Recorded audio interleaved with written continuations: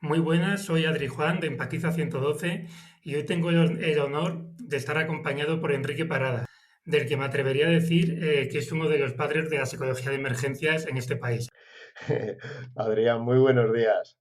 Oye, muchísimas gracias por invitarme a estar aquí contigo hoy y muchas felicidades por tu podcast y por, bueno, tantísimas personas que están diciendo tantas cosas importantes sobre psicología de emergencia que ya has tenido. Bueno, aquí vengo esperando estar a la altura. Hombre, si no estás tú a la altura, no sé quién va a estar.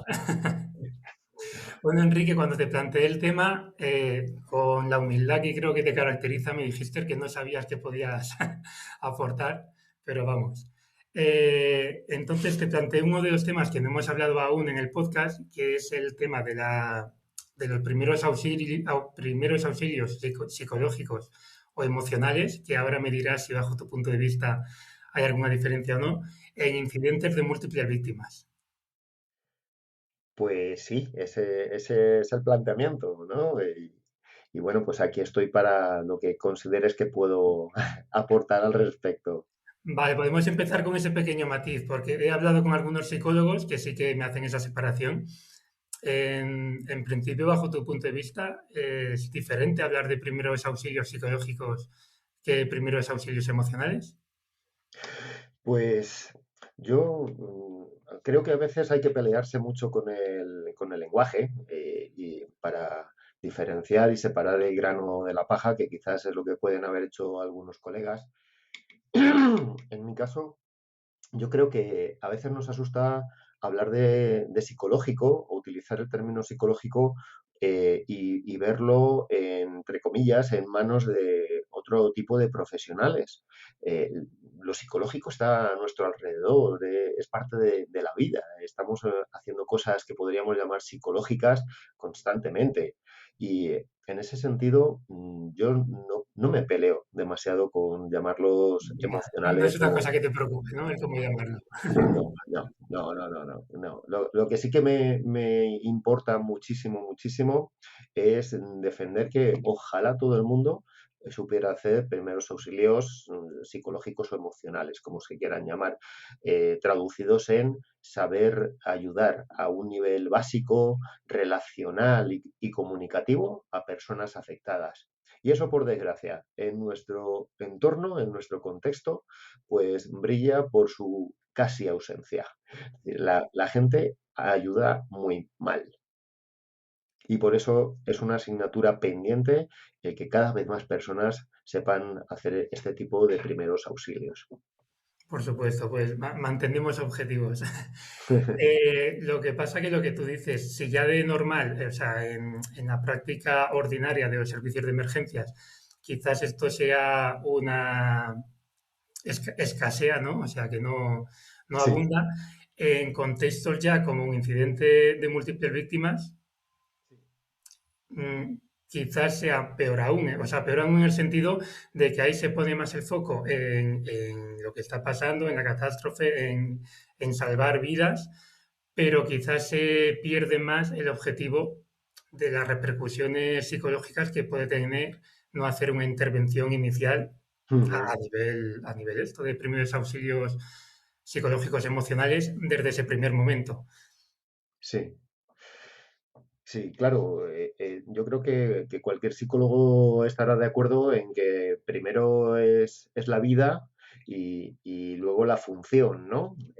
Entonces nos tenemos que colocar en esas emergencias masivas, en esos accidentes, incidentes con múltiples víctimas, en el lugar adecuado. Pero es un lugar que tiene que existir, el lugar en el que ya va a haber muchas personas que han resultado afectadas pero que no tienen que ser hospitalizadas, ¿no?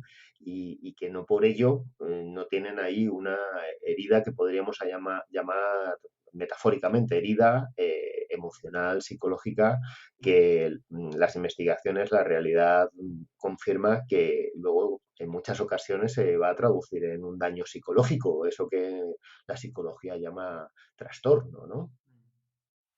Claro, cuando de participar en el podcast, yo sé que tú has estado en muchas catástrofes y la verdad que sería muy enriquecedor hablar desde lo que tú has vivido en el campo de batalla, como se suele decir, ¿no? O sea, lo que tú has vivido desde dentro, tanto, eh, tanto limitaciones o cosas que has visto que se han hecho mal, que se hacían mal sistemáticamente, que se podrían mejorar.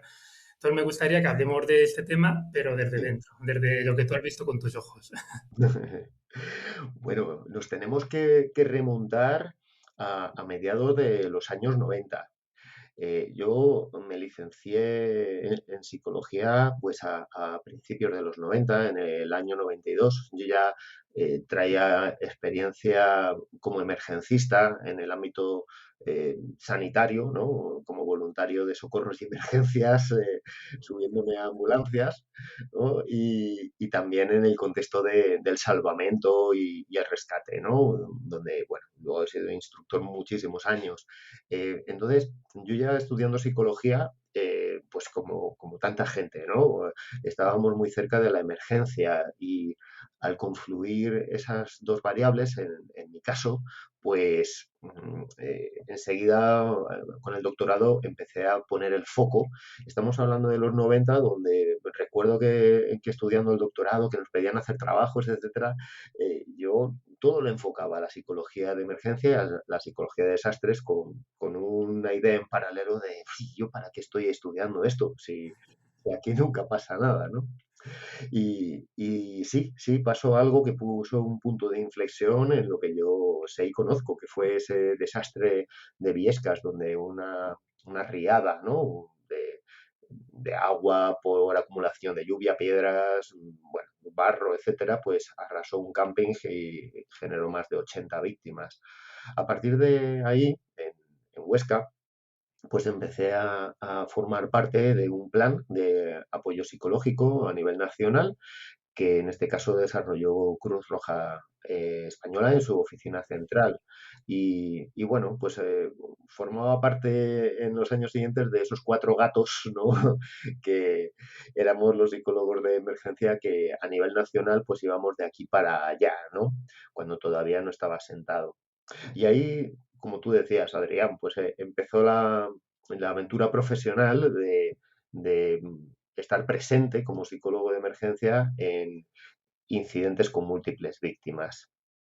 Y desde entonces hasta hoy, ¿no? Pues puedo hablar de accidentes de autobús, accidentes ferroviarios, accidentes aéreos, incidentes con múltiples víctimas, como el caso del 11M, eh, bueno, y otro tipo de accidentes en los que me he visto trabajando desde diversos momentos, ¿no? A veces desde el minuto uno y otras veces, pues de una forma más, podríamos llamar indirecta, atendiendo al personal interviniente y no tanto a las víctimas directas o a familiares y allegados. Sí, que es un punto como que se olvida, pero es tanto igual o incluso más importante que lo otro. No sé si atreverme a decir más, pero por lo menos igual de importante, porque si el que ayuda no está en condiciones de ayudar, mal, Claro. mal De vamos. hecho, en tu podcast ya se ve cómo estás considerando, ¿no? Esta variable con tantas veces que has hablado y los invitados de intervención con intervinientes o del autocuidado, etcétera, ¿no? Sí, soy un poco pesado, sí. Me hablabas, Gratamente. me hablabas de Viescas como la primera, el primer evento, ¿no? De hecho, en muchos libros se refiere como el nacimiento de la psicología de emergencias en España. O, Sí. o así lo tengo entendido yo. Sí, yo creo que fue un nacimiento en el que no había estructura, había buena voluntad y había intuición. Porque, de hecho, fue un psicopedagogo. Me encantaría recordar su nombre, pero no me viene a la memoria en este momento. Fue un psicopedagogo, el dinamizador de toda esos grupos que acudieron, ¿no? Insisto que, bueno, se hizo un tanto de manera intuitiva, donde yo quise tener papel precisamente en la atención al personal interviniente, ¿no? Claro, Yo pues. también, Perdón, perdón, que no sabía que ibas a sí, seguir hablando. Sigue, Enrique. sí, pues yo venía de hacer intervenciones impactantes, ¿no? En mi propia práctica y tenía el peso puesto, pues como de alguna forma tú también, ¿no? En esas víctimas ocultas que cuando yo estudiaba el doctorado me tenía que traer artículos de por ahí, ¿no? De Estados Unidos, de buscar en bibliotecas, artículos, bueno, pues que no era fácil de encontrar, pues al hablar de intervinientes siempre recuerdo, ¿no? Que se hablaba de las víctimas ocultas, ¿no? Porque claro, culturalmente ni siquiera se contemplaba que mm, tuviéramos que estar afectados, ¿no? Claro, somos superhéroes, nosotros no sufrimos. Mm, Es un poco la idea que hay. Pues partiendo de esto del o sea, de la primera catástrofe es así en la que interviniste en Viescas, si recuerdas, o sea, me gustaría que podamos localizar cosas sí. de las que viviste, que dijeras, joder, esto no puede seguir así o esto no, porque imagino que ahí habría muchos aprendizajes y cómo luego los aprendizajes que quizás pudieron surgir desde ahí, los Ujú. has podido ver cómo se han ido aplicando en el resto o en las siguientes catástrofes que han ocurrido. Bueno, yo hago un matiz y es, en Viescas no trabajé allí, ¿eh? Ah, no, vale. Trabajé prestando apoyo, pero también es una forma de subrayar que muchas veces la intervención que puede hacer una psicóloga o un psicólogo de emergencia no tiene por qué traducirse en estar en terreno y yo quiero desarrollar esto también aquí, ¿no? Pero sí, pues no sé si un año después o un año y medio después hubo ya otros incidentes en los que ya sí que empecé a trabajar in situ, ¿no? Pues los dos incidentes en los que yo he trabajado así en esos años, uno fue un accidente aéreo sin supervivientes que hubo en un vuelo Málaga-Melilla. El avión, bueno, se estrelló contra un cabo en zona marroquí, el cabo Tres Forcas, y ahí, bueno, pues estuve trabajando, como digo, con intervinientes, con familias, acompañando en procesos de identificación de cadáveres, bueno, un trabajo muy, muy interesante, ¿no? E intenso. También en esa época trabajé en otro incidente en un municipio de Irlanda llamado Mag, donde bueno, hubo un coche bomba en el que murieron un grupo de personas, ¿no? Decenas de personas, entre ellos varios españoles, ¿no? Y bueno, era un grupo de niños que estaban allí estudiando, haciendo una estancia y fallecieron pues Fernando, uno de los niños, y Rocío, una de las monitoras. Y bueno, pues también estamos hablando de esos años 90 donde accidentes, incidentes, ¿no? Como este incidente con múltiples víctimas intencionado, pues ya estaban llamando, ¿no? A la psicología de emergencia. Y en este tipo de incidentes, me gustaría que hablemos de cuál es la figura del psicólogo, si es que conseguimos que haya psicólogos, pero también de cuál es o qué es lo que pueden hacer los intervinientes a nivel de apoyo psicológico. Lo podemos abrir en dos líneas si quieres Ujú, ujú. y Perfecto. explorar un poquito y luego ya dentro de eso te iré preguntando dentro de lo que es la organización que hay en una catástrofe o en un incidente de múltiples víctimas, dónde corresponde que haya apoyo psicológico, en qué tipo de, o sea, dentro de la sectorización que se hace, también me Sí. gustaría que entremos un poquito en eso. Fenomenal. Pues a mí me gustaría empezar por esa parte que tú has mencionado de otros agentes de ayuda que no son psicólogos, el papel que tienen, ¿no? En el apoyo a las personas afectadas. Esto me recuerda a cuando yo empezaba a hablar de primeros auxilios psicológicos, pues en esos años 93, 94, en jornadas que habitualmente eran jornadas relacionadas con la emergencia o con el rescate, el salvamento. Y fíjate, Adrián, cuando yo hablaba de los primeros auxilios psicológicos, suelo simbolizar que salía abofeteado. Sí, sí, sí. En una Desarrolla, desarrolla. en una mejilla me daban los propios emergencistas que decían, sí, hombre, encima con lo que yo tengo que hacer, como sanitario, como policía, como bombero, ahora también me voy a meter a psicólogo, ¿no? Y era, ¡plash! Bofetada en un carrillo, ¿no? Y en el otro me daban mis propios colegas, ¿no? Los psicólogos, con el mensaje de, pero ¿qué haces enseñando psicología? A ver si nos van a quitar la, el quehacer, ¿no? A ver si nos van a Ay, quitar de las el pan inseguridades. y se van a meter estos a psicólogos. Claro, ¿cuál ha sido mi experiencia y cuál sigue siendo? Cuando yo a profesionales de emergencia les enseño primeros auxilios psicológicos. Mi experiencia es que valoran nuestra presencia especialmente. Es decir, por una parte, se benefician de saber qué hacer porque muchas veces genera ansiedad el ser una buena persona, no solo un buen emergencista, sino una buena persona que quieres ayudar a esa persona afectada y no sabes muy bien qué hacer porque no nos lo han enseñado, ¿no? Entonces se valora eso, pero también cuando les hablas de lo que es prestar apoyo psicológico, sienten ese techo donde quieren que esté el profesional especializado. Y mi experiencia es esa. Entonces he querido partir de aquí para decirte, fíjate cómo los primeros auxilios psicológicos tuvieron que, como ese zapato nuevo, ¿no?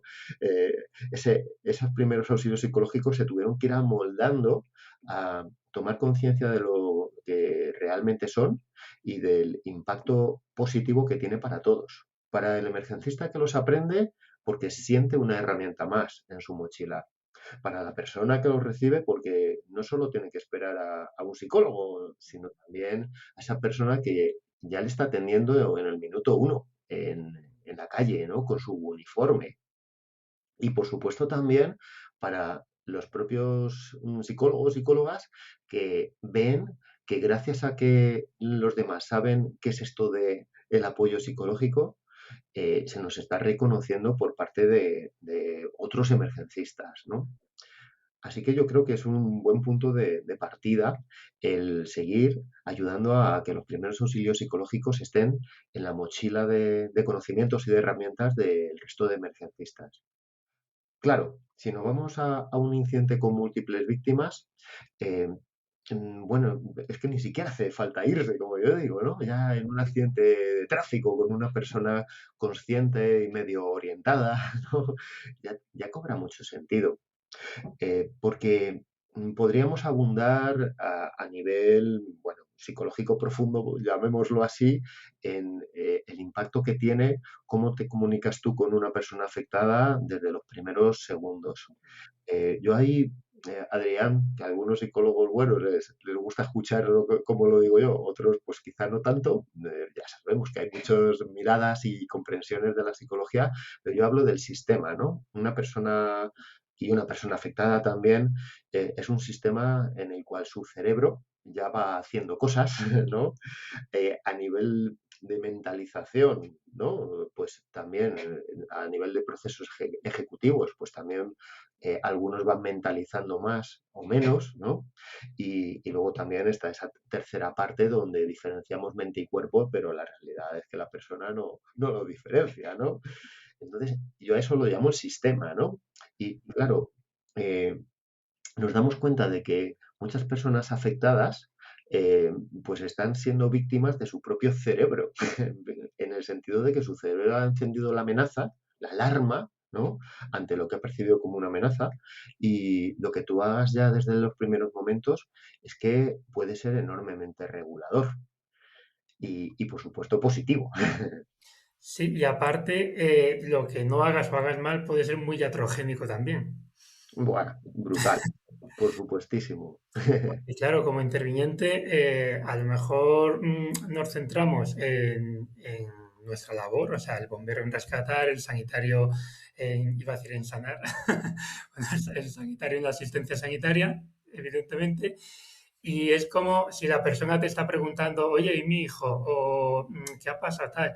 Es como, no, tal. O sea, si no estás preparado, eh, aparte del daño que puedes hacer, es que o sea, vas a empeorar o vas a dificultar luego la recuperación o cuando esa persona de verdad se ponga en manos de psicólogos, quizás ya hayas creado ahí sí, un trauma, una herida, no sé, sí. matízame tú, pero me refiero que no se trata, o como yo lo veo, de quizás de que los intervinientes hagan, bueno, no se trata, no, es que no se trata de eso, no se trata de que los intervinientes hagan una terapia, ni mucho menos, pero sí de que la persona, como dices tú, es un sistema biopsicosocial, ¿no? Que es un poco lo que has querido decir, o lo que yo te he entendido. Sí. Entonces, claro, no nos podemos centrar solo en la parte bio. La psicosocial es muy importante desde el primer minuto y por eso considero que es muy importante que nos forméis, los psicólogos a los intervinientes, en Ujú. cómo tenemos que actuar para, sobre todo, para no ser iatrogénico. Sí, fíjate que cuando yo imparto pues, formaciones relacionadas con la comunicación con la víctima, con la atención a la víctima, y claro, la atención al final son comportamientos, ¿no? Y esos comportamientos en muchos casos van a ser comunicativos, ¿no? Pues cuando yo estas formaciones y ya estoy terminando, les digo, medio en broma, medio en serio, eh, ahora tenéis un problema y es que ya tenéis conocimientos. Si tenemos conocimientos y no los usamos, estamos peor que antes, ¿no? Pues es, es por una parte subrayar esta relevancia que tú decías, ¿no? De la atención para no hacer más daño. Fíjate que durante unos años yo he estado en una unidad de crisis del Ministerio de Asuntos Exteriores. El Ministerio de Asuntos Exteriores tiene una división de emergencia, tanto en consulados y embajadas como en Madrid como eje central, ¿no? Y yo era el psicólogo de emergencia de esa unidad de crisis que está activa 24 horas, 24/7, ¿no? Y he atendido pues a decenas y decenas de ciudadanos con nacionalidad española que han vivido situaciones críticas en el extranjero. Podía ser una agresión sexual, podía ser un desastre, ¿no? Y bueno, pues quiero subrayar un poco lo que tú decías de que en- a veces cuando yo empezaba a hablar con la persona afectada, no me empezaban a hablar de lo ocurrido, me empezaban a hablar de cómo les habían atendido. Y no deja de ser significativo como, pues, por ejemplo, eso, ¿no? Ante una agresión, ante un accidente, en vez de hablar de eso, te empiezan a hablar de cómo les atendieron, ¿no? El mundo es muy grande, ¿no? Aquí, para cerrar paréntesis, y todavía uno es consciente de que, eh, pues, cómo se relacionan con las víctimas en algunos lugares, pues tenemos mucho que aprender y en otros, pues todavía tienen mucho que aprender incluso también de nosotros, ¿no? Pero bueno, subrayamos eso también, ¿no? El no hacer daño, como tú decías. Mm. Y por seguir con la línea de los intervinientes, que hemos dicho antes que le vamos a dividir en dos líneas, no sé si nos puedes decir, bueno, en tu libro hay muchos, pero si nos puedes decir, no tanto unos tips, pero como unos consejos de comunicación, porque eso, voy a hacer yo otro paréntesis. Una cosa muy llamativa, por ejemplo, en tu libro de Psicología y Emergencias, que cuando yo vi el índice ya me llamó mucho la atención, es que está casi todo centrado en comunicación. O sea, al final se trata de cómo nos comunicamos los intervinientes en determinadas situaciones. Entonces, lo que te iba a preguntar es que dentro de esto que estamos hablando, ¿qué destacarías así? Si tuvieras que decir, no sé, tres o cinco cosas, ¿qué Ujú, destacarías que sí que tenemos que tener en cuenta sí o sí los intervinientes en este tipo de situaciones? ujú, sí. Bueno, en primer lugar, decirte, Adrián, que, claro, el libro que se llama Psicología de Emergencia eh, fue una creación de un equipo, ¿no? De un Bueno, tú lo grupo coordinas, de, vale. de- de- de colegas, pero sí que es verdad que yo hice ahí un trabajo de dirección y coordinación porque yo quería que tuviera una estructura muy concreta y fue un gustazo que todos los psicólogos y psicólogas que participaron, ¿no? Pues se adscribieran, ¿no? a este marco de que fuera muy centrado en la práctica. Porque, y es lo que quería decir, porque fue un libro pensado para profesionales como tú, ¿no? Para personal de emergencia tipo policías sanitarios, bomberos. Luego que les venga bien también a colegas psicólogos, pues fantástico, ¿no? Pero la idea era poner ese granito de arena, ¿no? todo lo que hemos estado hablando de un emergencista sabiendo desarrollar aspectos muy importantes en la parte psicológica también, ¿no? Y, y respecto a los tips, pues mira, el primer tip que yo diría es no hay protocolos. Fíjate que en la emergencia nos gustan mucho los protocolos, pero si somos un poco ortodoxos con a qué llamamos protocolo, y tú como enfermero conoces muchos protocolos, o yo como ex técnico, ¿no? Pues sabemos que los protocolos dicen que las cosas hay que hacerlas así, primero A y luego B, y después de B, C, ¿no? Y no empezar por C. Claro, en la atención a personas afectadas, yo siempre parto de que cada persona está reaccionando de una manera distinta, aunque le haya pasado lo mismo. Una fibrilación auricular es una fibrilación auricular, pero una persona afectada por un accidente con múltiples víctimas, pues puede estar en todo un espectro muy amplio de estado psicológico emocional. Algunos pueden estar desde catatónicos y ahí tenemos todo el espectro hasta las personas que están con un ataque de pánico con hiperactivación. Claro, no podemos protocolizar. Y ese es mi primer tip. Claro, al principio asusta, porque nos gusta, yo siempre digo, a mí me gustan los protocolos, porque en un contexto tan estresante, con tanta incertidumbre, tanta desestabilización, un protocolo pues te aterriza, ¿no? Como tú cuando te bajas de una ambulancia y empezamos ahí a ver protocolos y algoritmos, ¿no? Mm, pues mi primer tip sería este, pero claro, no quiero dejarlo en una mala noticia. Mi segundo, mi segundo tip es, eh, una vez que te has impresionado, ¿no? Fíjate, diagnóstico, evaluación, impresión. ¿A dónde me estoy yendo? Una vez que te has impresionado de lo que le pasa a esta persona, tienes una impresión, esa impresión ya te va a colocar en dos aspectos útiles y es objetivo y herramienta. ¿Sí? Entonces, tengo una persona catatónica en un contexto X, ¿no? Pues, ¿qué objetivo me planteo aquí? Y dado ese objetivo, ¿qué herramientas, incluyendo las comunicativas? Porque fíjate en la variable que acabo de introducir, el contexto. Somos seres en contexto. Según donde estemos, vamos a poder hacer unas cosas u otras también a nivel de apoyo psicológico. ¿Sí? Entonces, el siguiente tip es, desde tu impresión y el contexto, plantéate objetivos y de ahí conéctalos con la herramienta. A veces nos vamos directamente a la herramienta. Hay que escuchar activamente, empáticamente. Y yo tengo pues muchas experiencias en rescate en el que lo último que he hecho ha sido escuchar, porque lo que he empezado ha sido por ordenar, ¿Me ¿no? puedes poner un ejemplo así para visualizarlo? Pues una persona que está en una situación peligrosa y que si hace algo específico puede llegar a morir, ¿no? Y lo primero que haces es ordenarla con una comunicación muy concreta, ¿no? Con frases muy cortas, imperativas y orientadas a lo que quieres que haga, en vez de a lo que quieres que no haga, para que el cerebro no tenga que hacer ese viaje, ¿no? Fíjate, solo un ejemplo donde a veces lo que pues tú como sanitario, imagínate que le dices a un motorista que está tumbado en el suelo y le ves que está consciente y orientado porque está hablando, le dices, déjate el casco puesto, porque está intentando quitarse el casco, ¿no?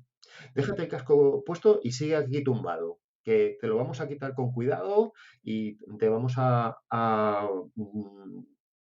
manipular con el cuidado que necesitas, para no hacerte más daño. De repente, y esto lo he dicho muy deprisa, lo segmentaremos más, pero es un ejemplo donde yo no le empiezo a decirle a la persona, entiendo que te molesta el casco y que te lo quieras quitar. ¿M? Y ni escucho ni valido, ahí ordeno, ¿no? Bueno, son formas también de subrayar lo que estamos hablando, ¿no? Como segundo tip. Bueno, me impresiono, me planteo el objetivo en ese contexto y utilizo la herramienta de comunicación. Cuando a mí me dicen, bueno, ya me he presentado y después, ¿qué hago? Pues empezamos por aquí. Y el tercer tip sería ¿qué estás escuchando? ¿Qué estás observando? La persona te está diciendo que tiene una demanda, entonces vamos allá, se la pueda cubrir o no. Entonces, si la persona dice necesito mi móvil, necesito llamar a mi familia, necesito, eh, etcétera, etcétera, ya te está dando pistas de hacia dónde le estarás haciendo un buen acompañamiento. La persona no te está haciendo demandas, está hablando de sí, pues a lo mejor ahí nos invita a normalizar, a validar y a tranquilizar desde ese marco, ¿no? De lo que te está pasando es natural y esperable en estas circunstancias. Y si la demanda que te hace es algo que puede atentar contra su propia seguridad o contra la de los demás, como yo que sé, volver a, me estoy imaginando un incendio, volver a pasar para coger algo o una mascota, lo que sea.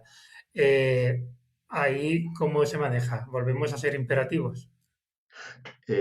Claro, me estás haciendo un examen aquí, Adrián. No, hombre, no, yo quiero aprender de ti. No, fíjate, yo cada vez más me doy cuenta de que ser roca contra roca es más complicado que ser roca contra playa, ¿no? Y a veces no nos regalamos, no nos concedemos unos segundos en que la persona se sienta atendida y entendida. En el sentido de que se sienta atendida y entendida no tiene por qué ser que yo le dé la razón y que haga lo que me pida. ¿Sí? Entonces, yo ahí siempre defiendo el que la persona sienta que entiendo su perspectiva, que quiera volver a entrar, que quiera en un incendio forestal, ¿no? Que yo que trabajo mucho con bomberos hablamos de esto, ¿no? No, yo me quedo aquí porque es que he construido esta casa, esto ha sido toda mi vida y está ahí con la manguera de regar geranios que quiere defenderse del incendio forestal con eso, ¿no?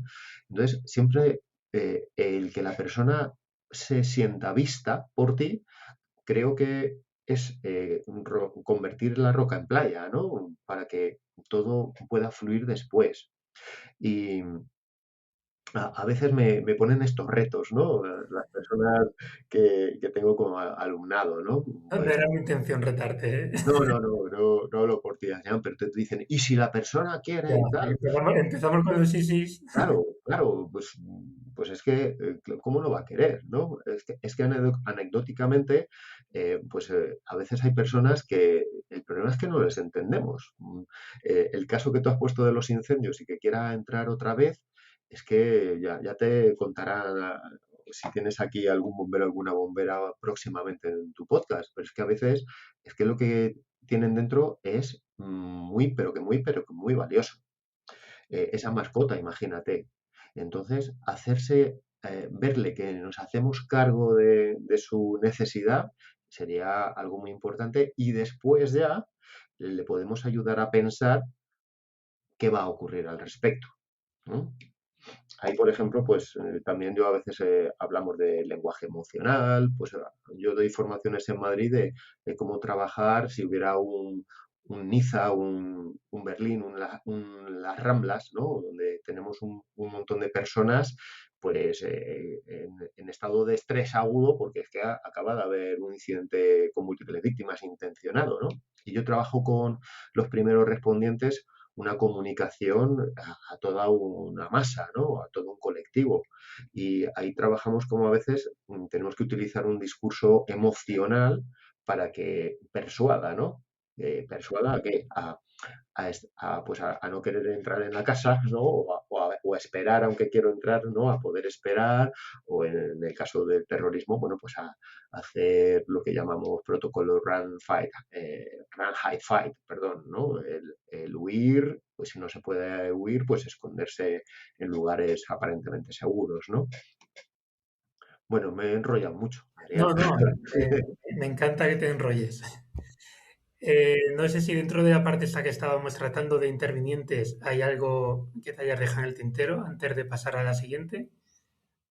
Bueno, sobre todo desde ir acompañando a la persona en su demanda o en su preocupación, ¿no? A veces no tienen una demanda de necesito que me den esto, me den lo otro, en un- sobre todo en un contexto de atención a familiares, en incidentes con múltiples víctimas, a veces, claro, quieren información o quieren pues X, Y o Z, ¿no? Quieren recuperar sus objetos, quieren poder volver a sitios significativos, ¿no? En sus propias casas, por ejemplo, ¿no? En una riada.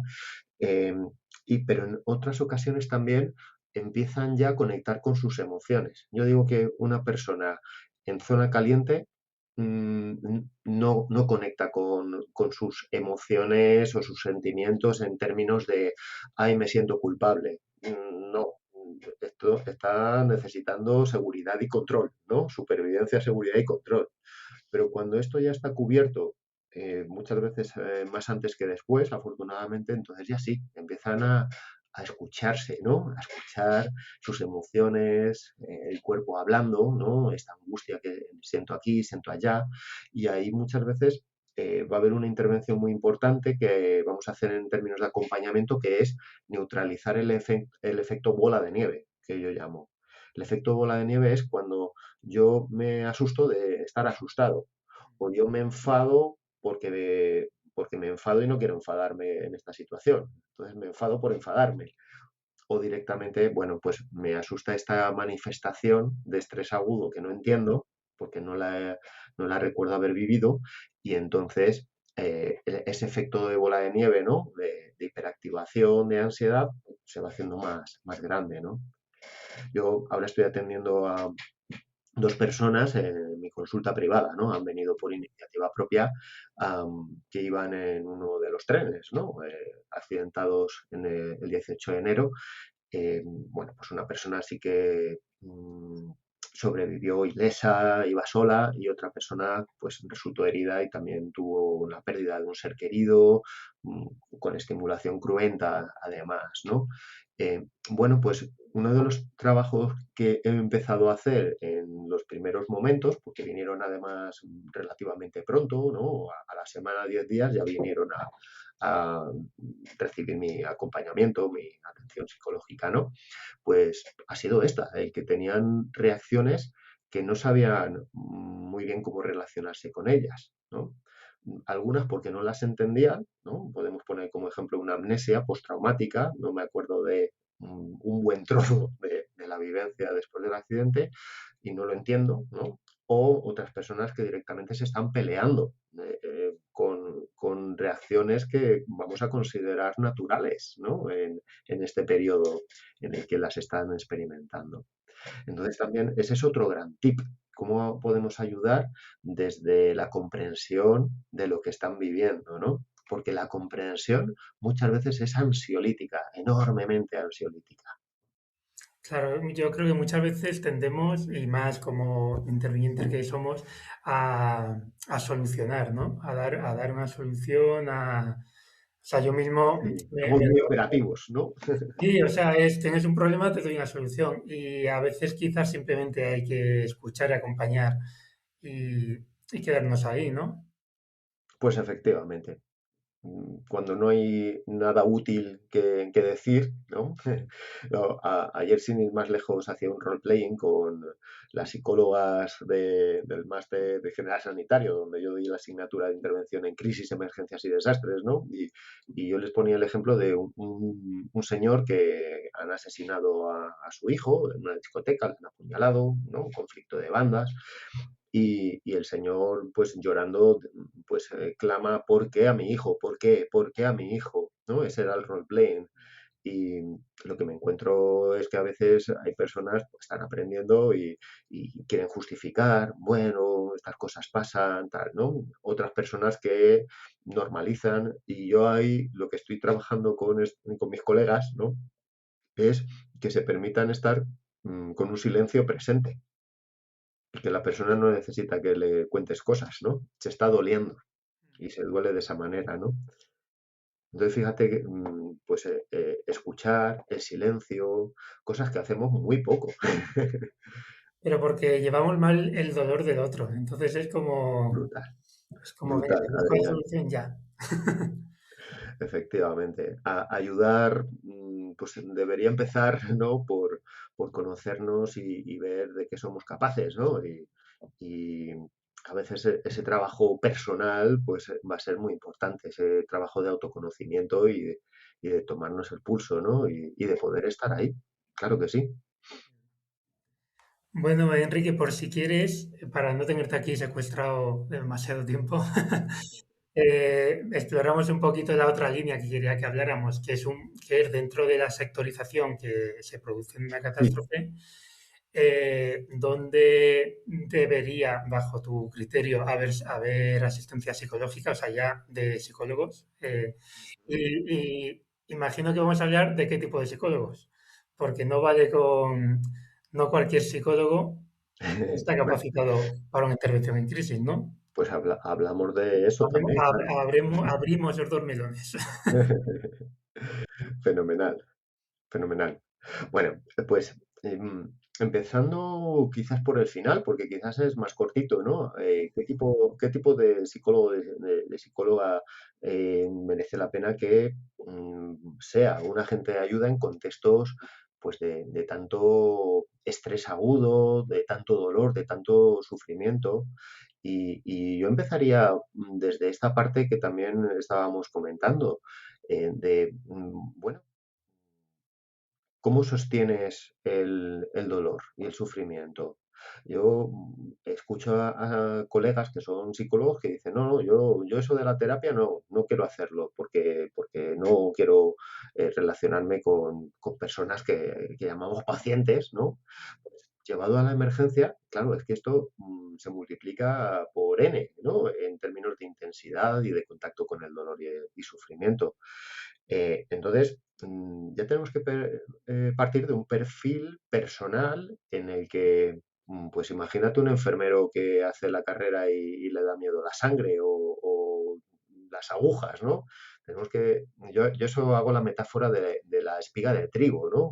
Un niño de 2 años pisa una espiga de trigo y la rompe, ¿no? Entonces, no podemos ser espigas de trigo. Y eso tiene que partir del autoconocimiento. Dicho esto, el médico emergencista, el, el psicólogo emergencista, el forense, me atrevo a decir como ejemplo, ¿no? Eh, que no es espiga de trigo, puede serlo circunstancialmente en algún momento, porque la vida está viva, es decir, nuestras biografías nos ponen en un marco de más resistencia psicológica o de más vulnerabilidad, ¿no? Según lo que vayamos viviendo. Entonces, pero eso es distinto, ¿no? Y eso también requiere ese autoconocimiento de no estoy en un momento de poder ir a ayudar, porque ahora mismo no puedo, ¿no? Pero si nos vamos de partida, pues ya tendríamos que hablar de eso, de personas que pueden estar frente al dolor más doloroso de las personas afectadas. En términos de capacitación también, yo siempre recordaré en uno de los centros de atención a familiares a una colega mía, una psicóloga maravillosa como terapeuta, pero que me decía en aquel momento, Quique, que a mí los amigos me llaman Quique, Quique, no, es que no sé qué hacer. Y claro, yo conociéndola, eh, claro, entendía, porque ella es maravillosa como psicoterapeuta, es cognitiva, ¿no? Entonces trabaja mucho con reestructuraciones cognitivas, trabaja con terapia de la depresión, expertísima, y claro, es que ahí no hay que hacer reestructuraciones cognitivas, ¿no? Pues en un centro de atención a familiares, ¿no? O no vamos a hacer relajaciones de Jacobson o de Schultz, porque no toca ahí, ¿no? Con lo cual también esas adaptaciones en nuestras herramientas, ¿no? Y en nuestros conocimientos. Y en psicología de emergencia, pues tenemos que aprender cosas que no se aprenden a veces cuando aprendes psicoterapia o adaptar algunas herramientas que valen para psicoterapia y con sus adaptaciones también valen para la intervención en crisis. Pero hay que saber esas adaptaciones.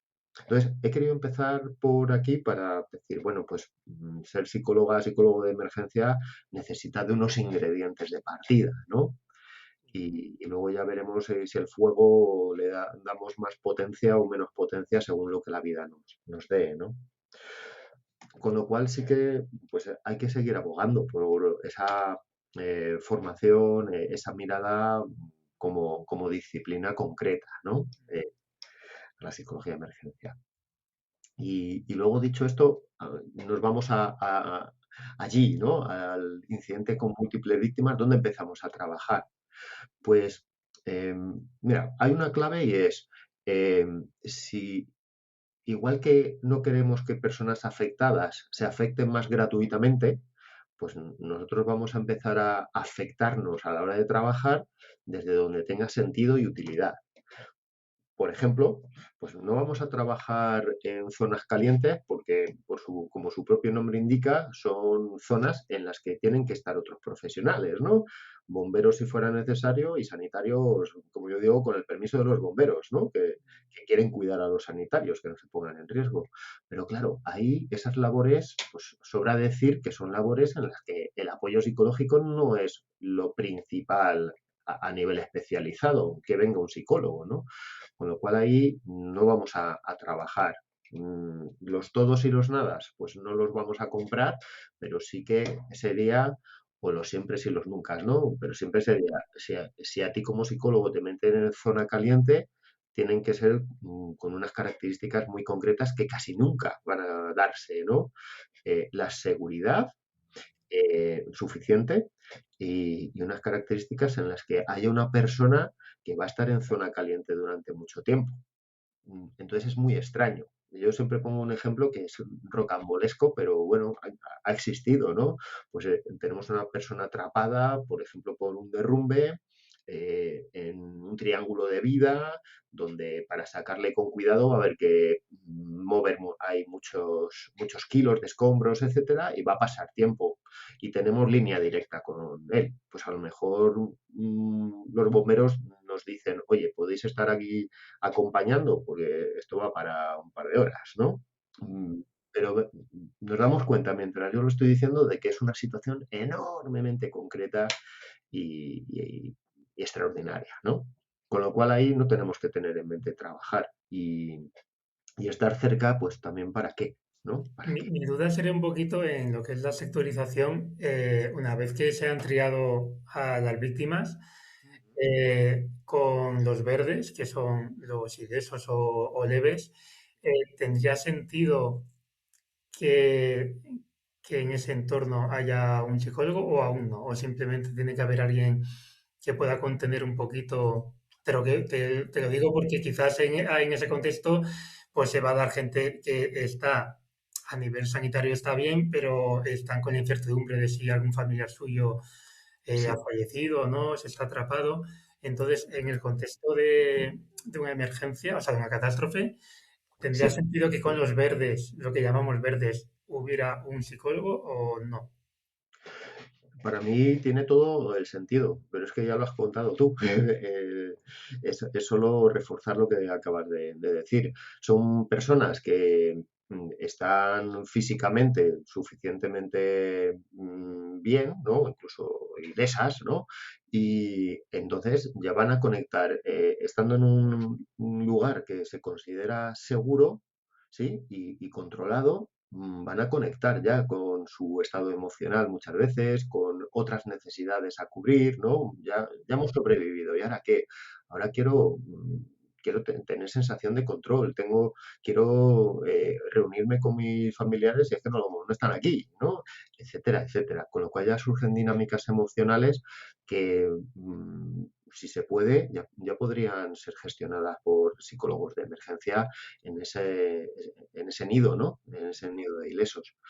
A partir de ahí, seguimos ampliando el círculo a si se pone en marcha un puesto, ¿no? Sanitario, o una área de base ahí, relativamente cerca de la zona del incidente, donde muchas veces va a empezar a llegar otro tipo de personas, allegados, gente que no estaba implicada como víctimas directas, ¿no? Entonces, también ahí es importante, pero fíjate, Adriana, aquí yo me quiero parar a hacer una llamada de atención sobre dos aspectos. Uno, lo ideal es que la gente no acuda cerca del lugar del incidente. Lo ideal es que se haga una expansión hacia afuera, ¿no? De personas que están afectadas, como familiares, allegados, gente que se ha enterado inmediatamente, ¿no?, de lo ocurrido. ¿Para qué? Para que toda esa zona no sea una zona en la que se aumente aún más el caos. Entonces, claro, eso a nivel de análisis funcional, ¿qué conlleva? Conlleva el que podamos facilitar una respuesta de esas personas más útil para nosotros como agentes de ayuda, ¿no? Pero tiene que tener consecuencias positivas, porque si no van a venir. Van a venir. Entonces, desde esa mirada funcional, tenemos que crear un antecedente que les haga responder de una forma útil para ellos y para nosotros. ¿En qué se traduce esto? En que podamos activar lo antes posible un centro de atención, de información y atención a familiares. ¿Sí? Y esto es el otro mensaje que yo quiero dar. ¿En alguna comunidad autónoma esto ya está previsto en sus planes de emergencia? Sí, y en otros contextos, como por ejemplo en los aeropuertos, ¿no? AENA ya tiene previsto en sus planes de emergencia, de respuesta, pues crear estos espacios para que no se junte, ¿no?, la emergencia sanitaria, el salvamento, la gestión de toda esa parte con la atención a estos afectados, ¿no?, que van a existir y además en mucha mayor medida. Decimos, pues, por cada víctima directa tenemos que pensar en 5 o 10, ¿no?, personas directamente afectadas. Si tenemos 50 víctimas directas, lo tenemos que multiplicar por 10. Y eso que llegue y se acerque a la zona del incidente no ayuda a nada, ¿no? Entonces, claro, aquí yo hago una llamada de atención a los planes de emergencia que merecerá la pena que contemple, pues, la activación precoz a nivel provincial, en autonomías como Madrid, ¿no?, donde yo estoy, pues a nivel de comunidad autónoma, la activación precoz de centros de atención a familiares. Si yo pongo como ejemplo Madrid, pues podemos decir, bueno, pues se activó IFEMA como centro de atención a familiares, ¿no? O se activó el Hotel Auditorium, ¿no?, cerca del aeropuerto de Barajas cuando ocurrió el accidente aéreo cerquita de Barajas, ¿no?, en la T4, ¿no? Claro, pero eso no está en los planes y me encantará retractarme, pero hasta ayer, como quien dice, me consta que no están los planes de emergencia. Fíjate si todo esto está previsto y los primeros respondientes, imaginémonos policía local, policía nacional, ya reciben la información de que las personas que vayan llegando hay que lanzarles el mensaje de que les van a dar información en el centro de atención X en tal sitio, ¿no? Pues es que cambia muchísimo la película. Claro, porque ahora mismo hay que esperar a que alguien lo decida, ¿no? Alguien que imagino que será. Básicamente. Y como yo digo, en Madrid, como somos muy chulos, pues decimos, "Bueno, lo vamos a decidir, lo vamos a decidir", pero no es de lo que se trata, ¿no? Claro, y claro, entiendo la reacción esta que decías del análisis funcional, de que si la gente que está etiquetada como verde le puedes referir a un sitio donde realmente es donde ya se le va a dar información y todo eso, pues como que te los quitas de la zona caliente, ¿no? Sí, incluso no solo los verdes, o ni siquiera pienso tanto en los verdes, Adrián, como en los allegados. Las personas que estaban en sus casas o en sus trabajos y habiéndose enterado creen que un ser Pueden querido está complicar ahí la escena y complicarlo todo y más. van a venir, Claro, claro, efectivamente. verdad. Cierto. Entonces, hacemos una llamada de atención sobre la importancia de los centros de atención a familiares. Internacionalmente, bueno, y sobre todo en Estados Unidos, ¿no?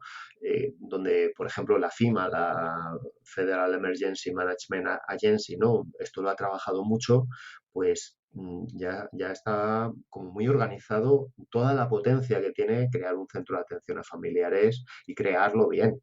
Y bueno, si Y si quieres, podemos hablar también del psicólogo en un centro de atención a familiares, ¿no? Yo, si tú no tienes prisa, yo por mí genial. Bueno, pues yo quiero subrayar, hablando de emergencias masivas, que es ahí donde más vamos a trabajar, de hecho. Eh, donde en un accidente, un incidente con múltiples víctimas, más trabajo vamos a desarrollar los psicólogos de emergencia, va a ser precisamente en estos centros de información y atención a familiares. ¿Por qué? Porque muchas veces van a ser los lugares donde las personas van a sentir el control de la gestión de la información, sobre todo cuando tenemos desaparecidos o personas fallecidas cuyos cuerpos han quedado muy deteriorados y van a tener que ser identificados con pruebas de ADN, por ejemplo, ¿no? Fíjate que el último cuerpo identificado en el accidente aéreo de Spanair, ¿no? En el 2008, pues fue al cabo de 2 semanas, que nos da también un golpe de realidad sobre que esto no es CSI, que la policía científica y los forenses tienen un trabajo muy meticuloso que hacer, pero que cuando hay muchas víctimas, precisamente por hacerlo bien y con error cero, van a llevarse su tiempo, ¿no? Entonces, todo ese tiempo, pues la gente muchas veces va a verse desplazado de lugares lejanos, incluso, como en este caso fue de las Islas Canarias, ¿no?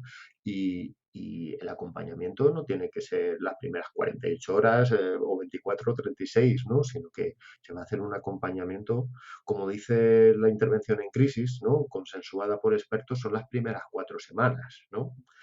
Y claro, ahí es donde vamos a estar un día y otro, y donde también merece la pena subrayar la parte táctica. Es decir, la psicología de emergencia comprende habilidades, habilidades muy específicas, claro que sí. Comprende técnicas, sí.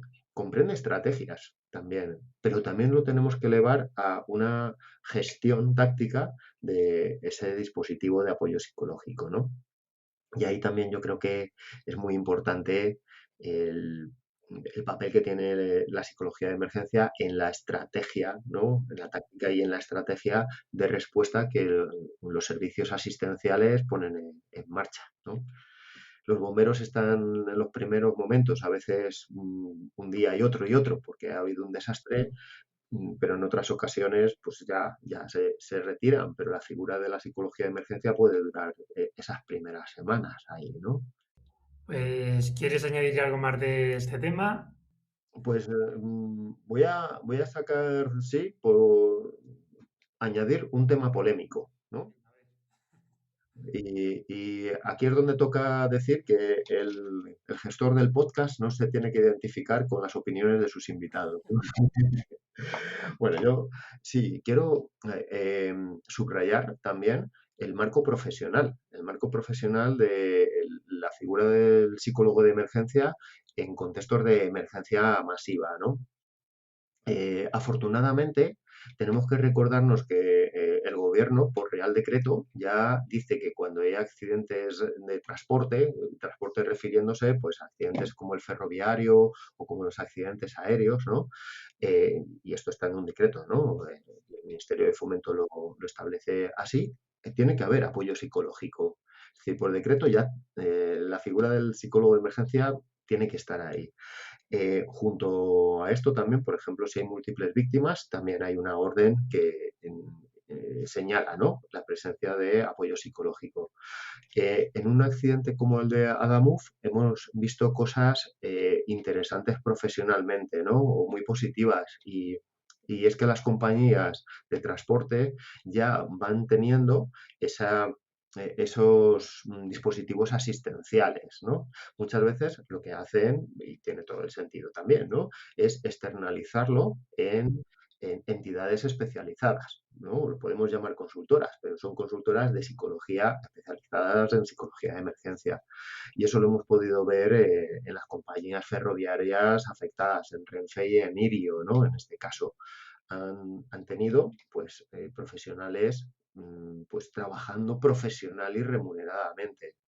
Es una llamada de atención a los psicólogos de emergencia, pues podemos ser tan buenas personas como, como los facultativos o como el personal de seguridad, ¿no? Las fuerzas y cuerpos de seguridad, ¿no? Pero hay que hacer una llamada de atención a que somos majos, pero también esto es nuestra profesión, ¿no? Y en ese sentido yo creo que todavía queda un camino por recorrer, que una cosa es hacer asistencia humanitaria y otra cosa es que el psicólogo de emergencia pues esté en dispositivos pues voluntarios o disfrazados de remuneración en forma de dietas, ¿no? Y ahí todavía nos queda un camino que recorrer. Por una parte, porque la administración barre para casa, ¿no? Y si tiene recursos buenos, bonitos y baratos, ¿no? Pues mejor para la administración.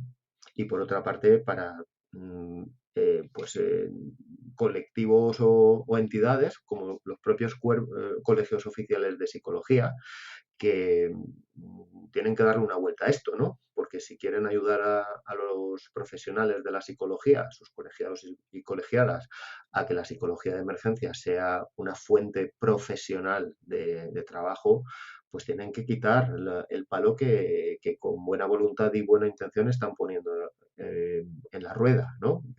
Con esos grupos que ya, insisto, que a través de convenios, etcétera, pues son grupos gestionados por los colegios oficiales de psicología, pero que no están haciendo ningún favor a profesionalizar remuneradamente el trabajo.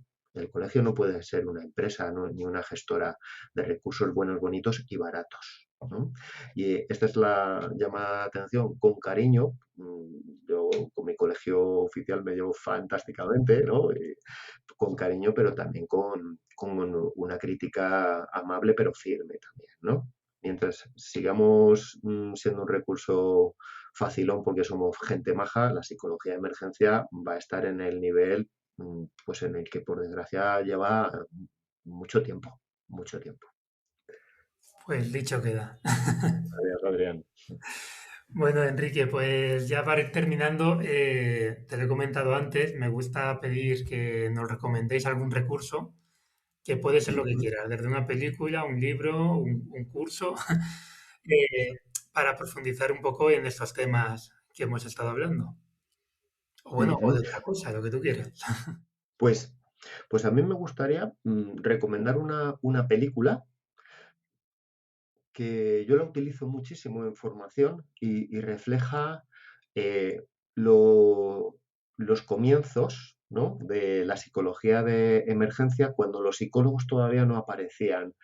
Pero hoy que hemos hablado de incidentes con múltiples víctimas, pues en sus primeros minutos sobre todo, ¿no? O su primer cuarto de hora, 20 minutos, refleja muy bien lo que antes ocurría en un incidente con múltiples víctimas y donde se ve la diferencia de lo que ya vamos haciendo y lo que se está haciendo. Y esta película se llama precisamente Omag, o de Oviedo, M de Madrid, A de Asturias, G de Gerona y H, que es como se llamaba, o se llama, perdón, el municipio donde hubo ese atentado en el que murieron esos españoles y esos niños resultaron heridos, ¿no?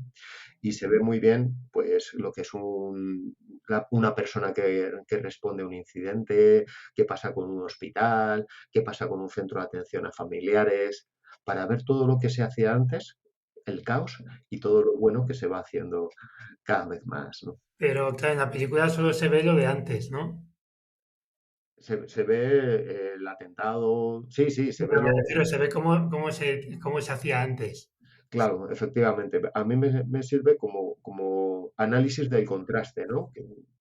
¿Qué es lo que se podía hacer aquí, ¿no? Alternativo, ¿no? Y lo utilizo muchísimo y me parece que da mucho juego, ¿no? Didáctico. Pues no, no la conocía, pues la voy a buscar.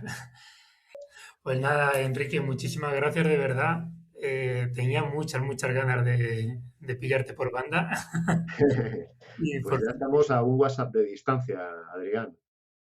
Yo espero, bueno, pues que tu podcast tenga muchísimo éxito, que ya lo está teniendo y que dure mucho y que aquí estamos para lo que necesites, futuro compañero y colega.